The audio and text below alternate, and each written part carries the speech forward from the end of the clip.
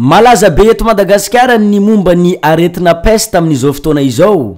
Manoloanan'izay indrindra dia manaitra ireo vahoaka ao amin'ny Fokontany izay adidiany ny tompon'andraikitra eo anivon'ny Fokontany ny Ambalavola mba anatanteraka fahadiovana isoroana n'izany aretina izany.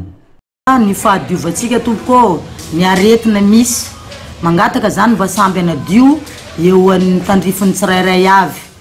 Antony nanaovana ny fanadiovana zany atsika zao maina ny tany amplisiny miongotra ny aretina rehetra lazaina fa misy peste atsika aloha mbola tsisy fa mitandrina ihany. Aleo misoroka toy zay raha ny lobolobo ho asorina, ny kanala mba diovina, ny cabinet diovina tsara, ny lalana andanany rano. Efa tonga ihany koa ny taratasy ketra ho an'ny taona 2024 amin'izao fotoana izao.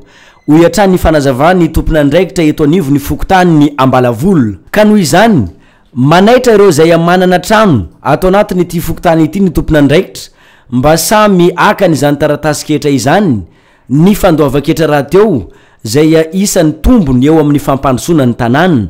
Uyatrany ny fanazavan'izy ireo.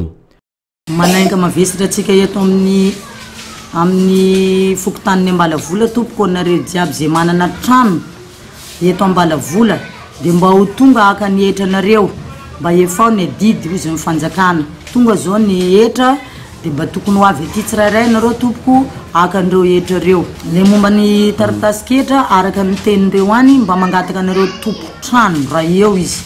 Raha ohatra ka tsy eo responsable na zanaka nateraka. Manantena ny eto anivon'ny Fokontany ny Ambalavola fa samy andray ny andraiky ny tsirairay na eo amin'ny resaka fanadiovana izany na ny eo amin'ny resaka fandoavan-ketra.